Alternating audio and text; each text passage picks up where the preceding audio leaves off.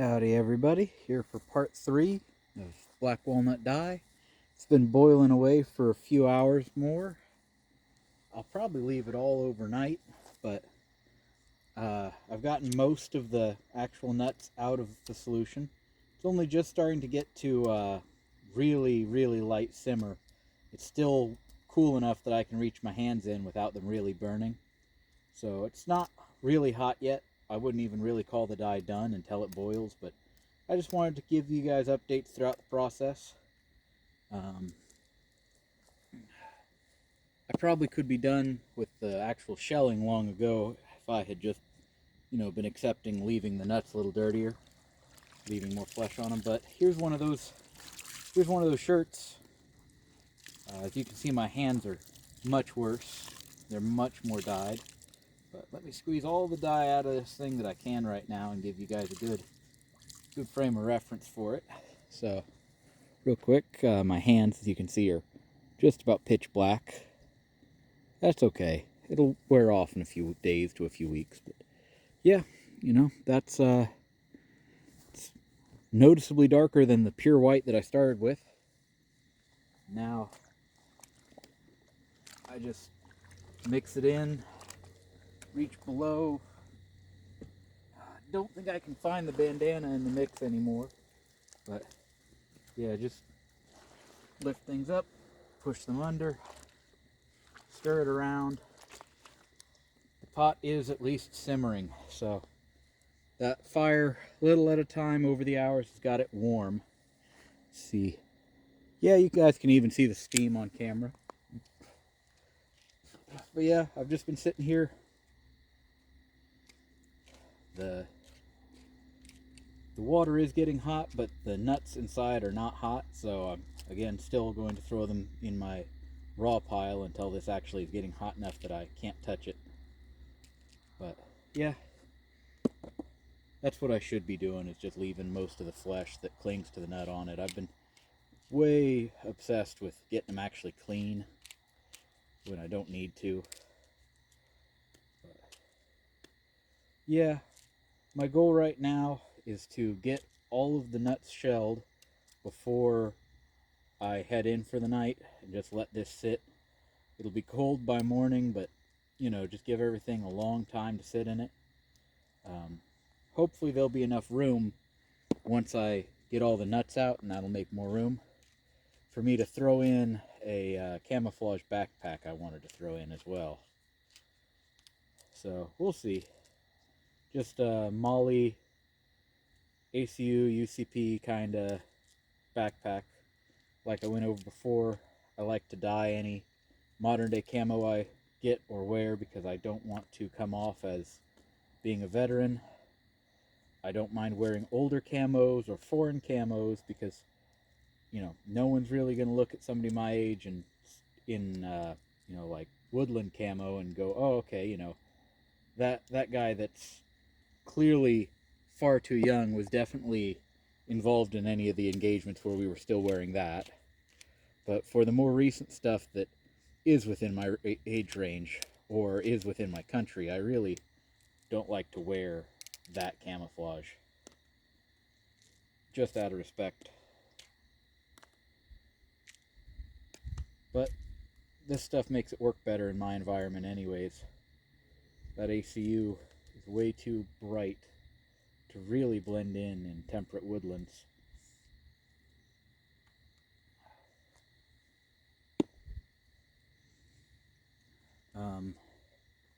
See, other interesting stuff I can chit chat about with this stuff.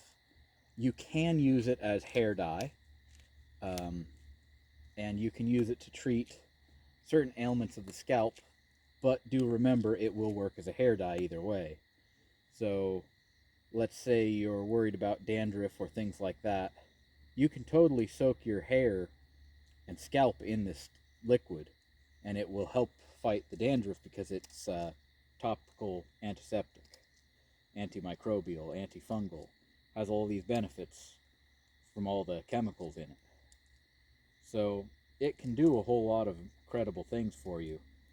But just keep in mind, if you're blonde or if you're starting to go gray or anything like that, you're going to be dyeing your hair with this stuff. Um, and it won't come out. The dye on my skin is not going to go away. The skin is going to go away. The skin will wear off my hands, and that's why my hands will return to their normal color. But I cannot actually wash that out of my hands. So keep that in mind. It stains everything. That's a good and bad thing. Use it the way it wants to be used as a permanent stain. You can stain wood with it if you have like hickory or any other really light colored wood that you don't want to that you don't want to have really stay a bright color. You can submerge it in this liquid and it'll darken it right up. There's all sorts of stuff like that you can do with this stuff. Some people use it as a medical wash for like athlete's foot because of the antifungal. There's all sorts of uses for this. This is total anecdotal evidence because I've never heard of anyone else, but I stepped on a hawthorn and for years had a stubborn wart that came out of that wound that modern treatments were not effective for. I had it frozen off with, I think it was nitroglycerin. No, liquid nitrogen. Liquid nitrogen. I had it frozen off with that multiple times. I had it treated with the salicylic acids and all that different stuff. It wasn't growing. It wasn't a real detriment, but it was there, and it had been there for years. So I happened to be using my feet to stomp the stuff inside of this mixture at some point. Just put on a pair of shorts. The water level was lower, and I just stomped around to stir up the dye. And the wart dried right up and flaked off, and it's like I never had it there. So I can't call myself a doctor or say there's any studies that show this stuff can do something like that, but for me, without ever intending it to, it certainly did. So, cool stuff. Oh, the fire's kicking up a little bit back there. So this stuff will be getting a little hotter again.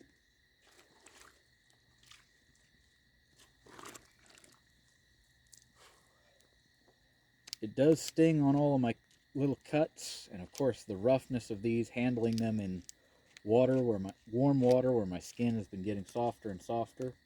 These have softened up my skin and worn down my skin.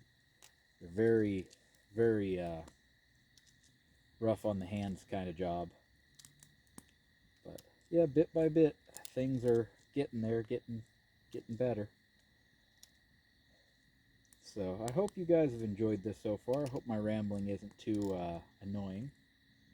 But yeah,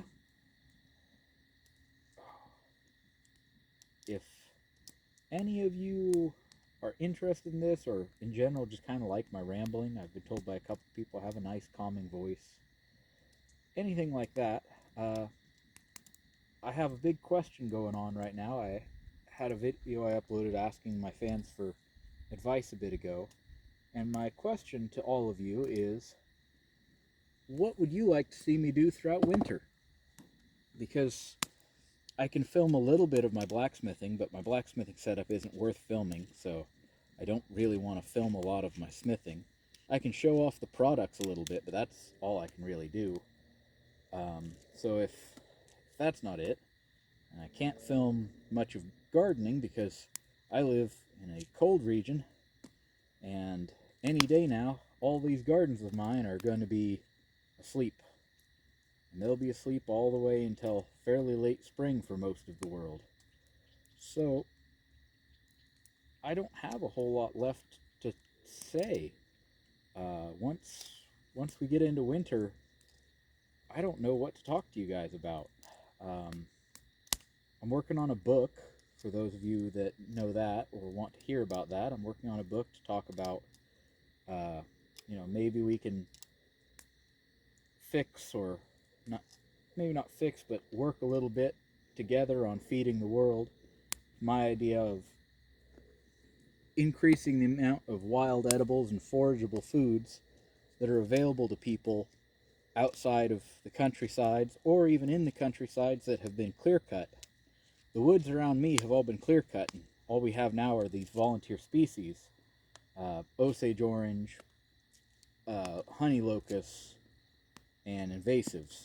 We don't have hardly anything that we can actually eat out here anymore. So I've reintroduced some of these native black walnuts. You can reintroduce all sorts of things that are native to your area and therefore will not take very much maintenance because they belong here. And you may never even venture into that woodland again, but other people who get into foraging can go in there and use those resources. So that's what my book's kind of going to be about, talking about different plants that I know from my area, as well as concepts, because of course not everyone lives in my environment. What plants I recommend and what are applicable here are not a universal for the whole world. So obviously, if I want my book to help people outside of just where I am, I need to be teaching the fundamentals of the idea, not just the plants. So if that sounds interesting to you, or if you want me to continue to make videos about it, maybe make a video just about it, just talking about it, just let me know. I'll think about it. Maybe do weekly or monthly updates on that. Yeah, just let me know if there's anything on your mind.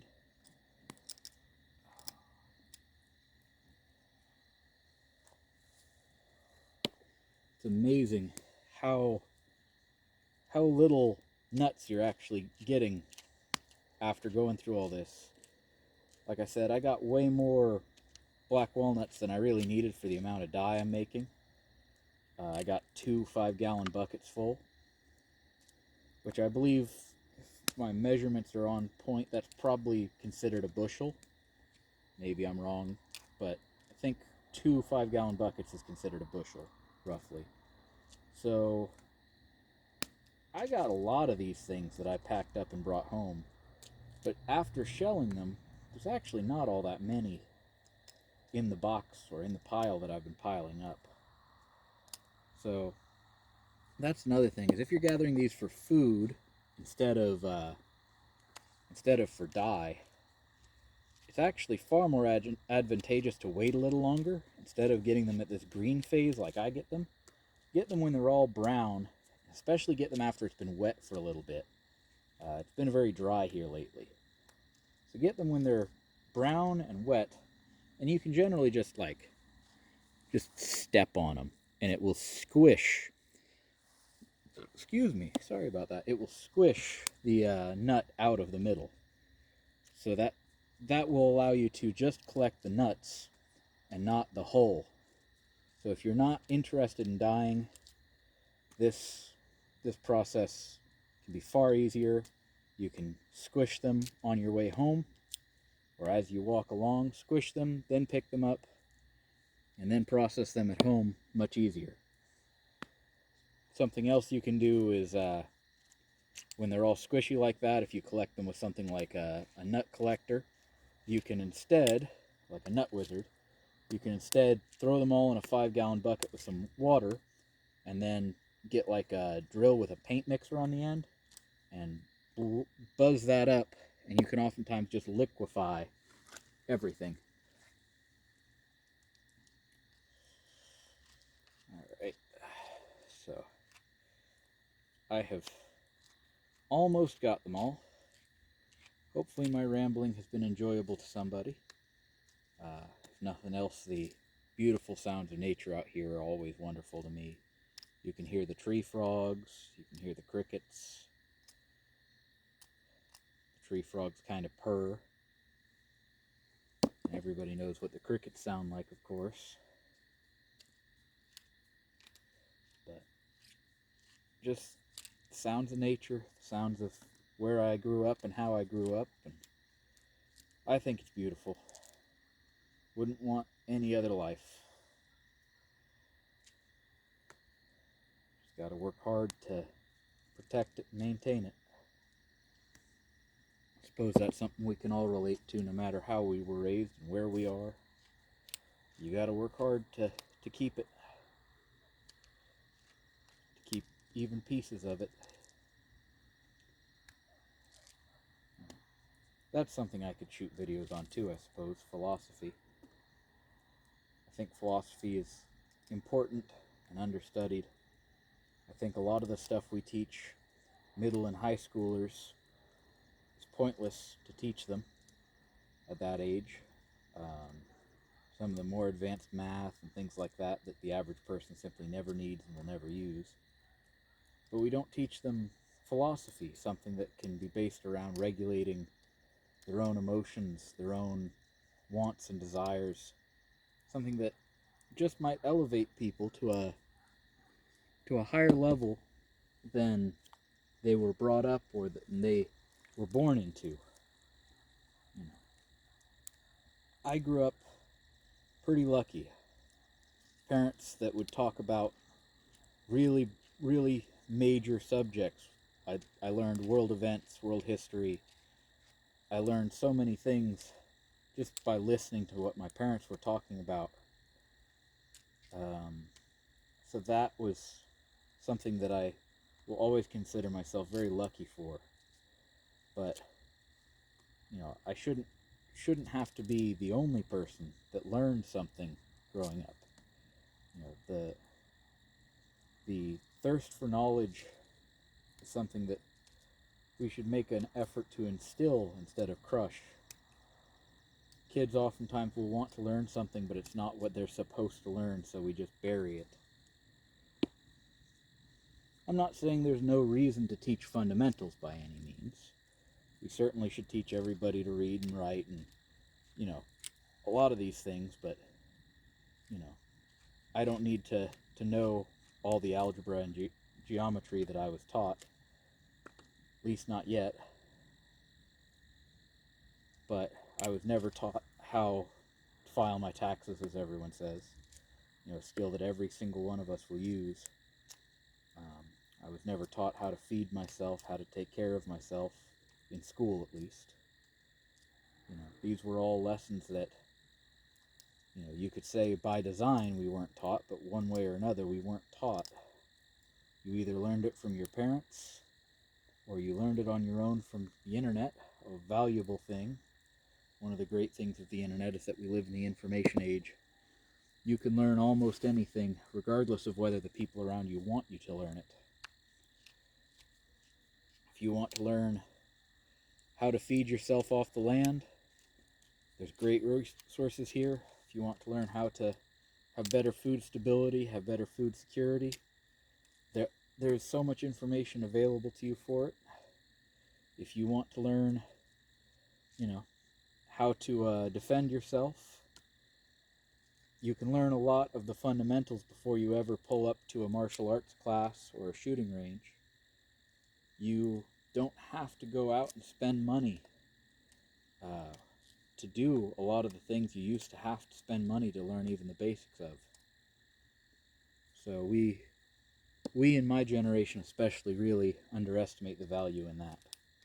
We don't even need to go to a library or get a library card. We can do it from the comfort of our homes, or oftentimes from your local retail store or coffee shop. As long as you've got a phone that can connect to the Wi-Fi, you have access to more information than the average person could ever have seen in their entire life. Of course, like so many things, we just kind of take that for granted. Well, I think I will say one thing. I believe this has completely dried out my hands. I didn't notice such a severe drying factor of it the first time I made dye. So I'm going to have to call it quits soon, just by the nature of my hands not working anymore. But hopefully you guys have enjoyed the videos, enjoyed the process, enjoyed learning. And I hope to see you all in another video sometime soon. I'll do a follow-up maybe in the morning when I pull everything up and out of the dye. But let's pull one more thing up and just see how it's looking. Yeah, not a lot of change in only a few minutes, but there it is. Beautiful dye, beautiful, beautiful stuff. So, thank you all for watching, and I'll see you in the next video, everyone. Goodbye, everybody.